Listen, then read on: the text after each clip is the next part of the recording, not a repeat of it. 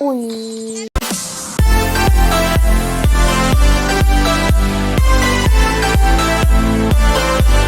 Hamza salam dostlar, birincilerle birlikte vs atacağıq dostlar. M4 ilə mən vs atacağım.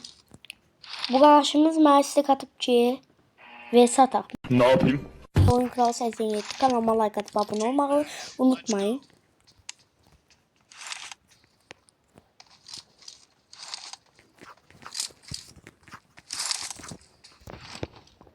Baxaq dostlar. Dostlar Türk Azerbaycan ya da biri değil. Başka bayraklarımız var. Oy. Dostlar hem de ki 55 leveldi. Ben bunu unutmam biraz zor olacak. Ben 31 levelim o anlamda yok.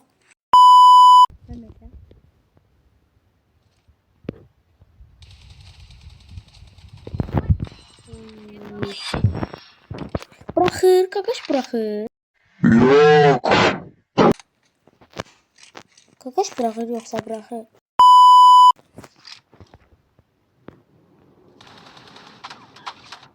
Uydu. Ne bildim bırakır, vurmuş, ben de vurmadım. Sonra gördüm o vurur. Aynen aynen. Aynen.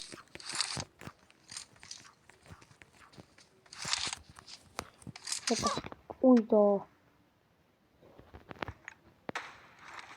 Bomba attı.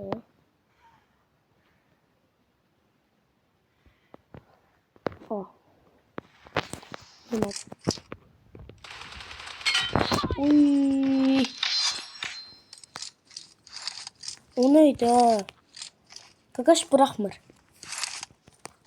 Ben bırakır kim gəlirlər sizə dostlar. Sizə də gəlir. Yok. Baba vurur. Uy. 4. Ne oldu da kardeşim? Tuttum da tay. Bir yana shot kalı be. 4-1.